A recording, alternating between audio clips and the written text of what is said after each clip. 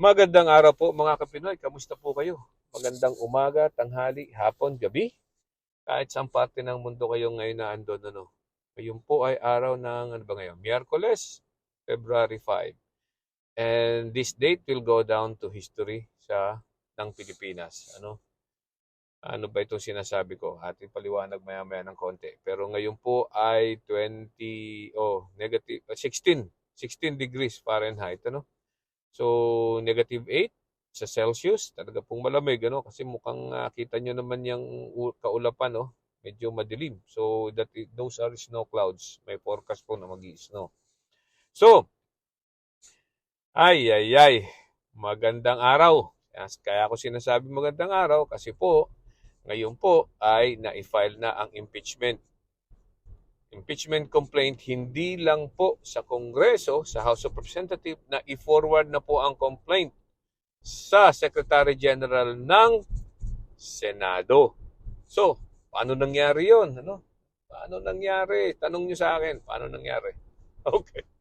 So, balita natin, yung kahapon pa ay nagsimula ng kumalat ang uh,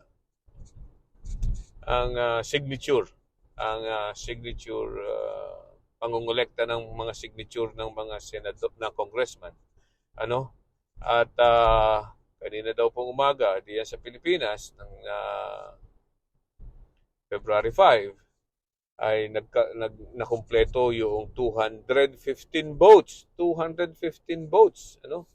Talagang marami. Alam niyo po, ang komposisyon ngayon ng House of Representatives ay parang 306, ano? At para po ma-endorso o makumpleto o matransmit ang impeachment complaint ni Sara Duterte laban kay Sara Duterte ay kailangan po ng at least 102 votes or 1/3 of the 306. So, ngayon, nakakuha sila ng 215 votes or 215 signatures. That is more than enough. That is more than enough to transmit the impeachment complaint sa Senado. Kaya po, ang ginawa, nagkaroon po ng caucus at nagkaroon ng presentasyon sa House of Representatives saying na nagkaroon na ng 215 votes and kaya nagkaroon na po ngayon ng utos na i-transmit sa Senado. And bago po ako umalis sa bahay, nakita ko po ang transmission ng impeachment complaint together with its evidence, with all its evidence, Senado, Secretary General ng Senado. So maliwanag po na ngayon ay meron ng itong si Sara Duterte ay impeached. Anong ibig sabihin ng impeach? Ang impeach po ay ibig sabihin, yan po ay complaint. Filing of the complaint against an impeachable officer. Hindi pa po siya natatanggal bilang presidente. Yan po ay ibig sabihin na nakapag-file na ng complaint. Alright? Iba pa po yung trial na gagawin sa Senado. Ngayon po, ang mga senador, when it comes to that impeachment complaint, ay tatayong mga huwes. Mag-ano kaya sila? Ang tawag dito, mag-robes kaya? Sana naman, hindi hoodlums in robes. Ay. Naalala ko yun, okay, nasa law school, may mga panahon yun, may mga tinatawag na hoodlums in robes. Oh my God. At any rate, so, yun, nandun na, na-file na. Okay. So, ano ang inaasahan natin dito? Well, ngayon po na na-file na sa Senado, ay siyempre po, mapipwersa na ang mga senador na harapin ang impeachment complaint na yan at gumawa ng impeachment trial. Okay? So, kailan yun gagawin? Palagay ko po, gagawin yan ay baka sa susunod na, sa susunod na pagkatapos na ng June 30. Ano? Kasi po palagay ko wala nang panahon, ano? Wala nang panahon para i-try yan o bistahin, ano? Ng mga senador yan dahil matatapos na po eh. Matatapos na yung kanilang term, yung kalahati ng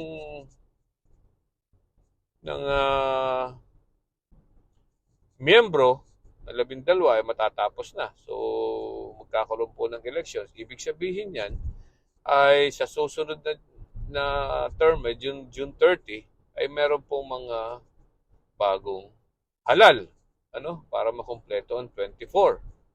Ang 24 members of the Senate. Ngayon, paano naman paano mako-convict? Ano ang kailangan para ma-convict si Sara Duterte? Siyempre po, ang kailangan po ni Dian ay siyempre mabigat na ebidensya para patunayan na itong mga inaakusa kay Sara Duterte ay totoo. Ano? Ay pakikita po yan. Ngayon po ang pagkakataon para humingi ng mga bank records. Ano? Ng mga bank records nila Sara Duterte, ano? At saka Digong, ano? Makikita ngayon, bakit si Digong? Kasi meron daw pong bank account na magkasama sila ni Sara Duterte. Ano? Yan ay sabi to si former Senator Trillanes. Ano? Meron daw pong bank account yan na pinapasukan ng mga maduduming pera. Ano? Nabasbasok daw po dyan yung account na yan. Ay hindi po makuha-kuha yung mga records yan kasi wala pang complaint. So ngayon may complaint na. Ala, yan. Kung totoo yan, mapapatunayan na ni Senator Trillanes kung totoo lahat yan. Ano? Diyan po, paparating na talaga tayo sa exciting part. Okay? Makikita natin kung yung mga akusasyon na yan ay totoo. So, ngayon, na mapatunayan, for example, mapatunayan na talagang maraming kalokohan at padalawa, itong mga confidential funds ay kung saan napunta, di nila mapatunayan kung saan, di nila ma-explain kung saan napunta yung confidential funds, ay di siyempre, magkakaroon po ng botohan. No? Ano yan? Ano naman yung botohan? Kasi yan po, para po makonvict ang isang impeachable officer na katulad ni Sara Duterte, ay kailangan po ng at least 16 votes or 2/3 of the members of the Senate. So, ilan po ang miyembro ng Senado natin ngayon? Yan po ay 24. Sa June po ay 24. Ngayon po ay 23. Pero alam naman natin na hindi na matutuloyan. Yan ay matutuloyan sa susunod pa. No? So that is on the 20, on the June 30, yung matutuloyan. So, magiging 24 po yan. So, ang kailangan po for conviction ay 16, which is 2/3 of the 24. So, ayan. Ano? Yan ang mga mangyayari. And then, yung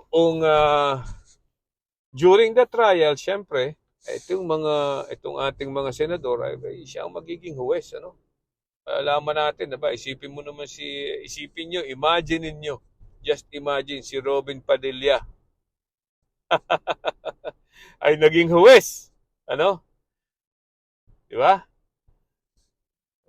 Saan mo naman may isip yung isang convicted felon, ano? Ay magiging huwes. Diba? Only in the Philippines. At any rate. Sa bagay, may mga bansa nga po, katulad dito, ay isang convicted felon ay naging presidente. No? Ganun talaga. The world change. Ano? By the minute. Okay. So, Yan ang ating babantayan. Ano? Yan ang ating mga babantayan sa susunod na kabanata. Ano, yung impeachment na yan, impeachment complaint, impeachment trial.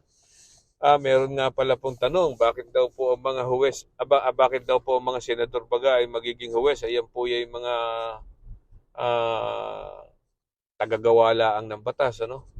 Okay, so ganito po yan. Yan po ay, ang impeachment po kasi ay isang parang criminal trial po yan, eh, no? Ano? Parang criminal case. So, ang alam natin na ang mga senador at ang mga congressman ay mambabatas. Ang tawag nga natin diyan ay mambabatas, ano. Pero sa ganito pong pagkakataon na impeachment trial kung saan binibigyan po ng ating konstitusyon ng kapangyarihan ang Senado na magbista o mag-try ng mga impeachment cases. So, nagiging quasi-judicial po sila. Ano po ibig sabihin ng quasi-judicial? Ano? Quasi-judicial function po. Ang ibig sabihin ay from parang quasi, no? Quasi-judicial, para silang husgado. Ano? Parang husgado kung saan sila ay mag-aaktong huwes, ano? At magdidesisyon tungkol sa impeachment. Yan po, ano? So,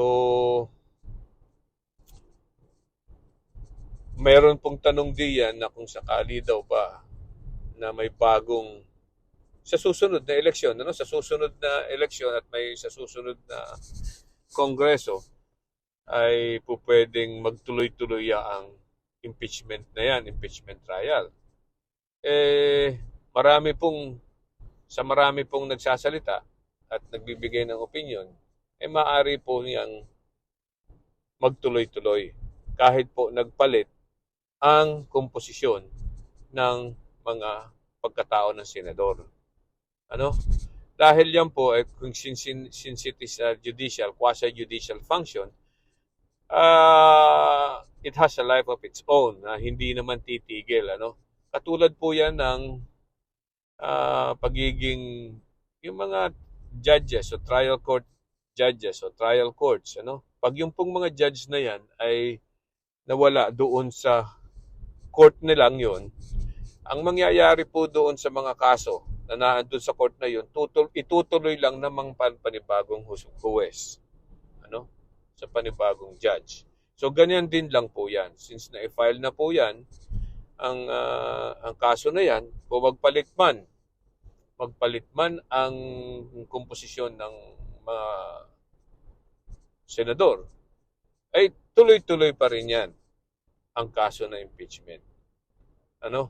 Pero since yan po ay bago lang na mangyayari ngayon sa Pilipinas, i-expect na po natin na yan ay ipa-file o i-questionin ng mga legal luminaries sa Pilipinas na siyempre pabor kay Duterte.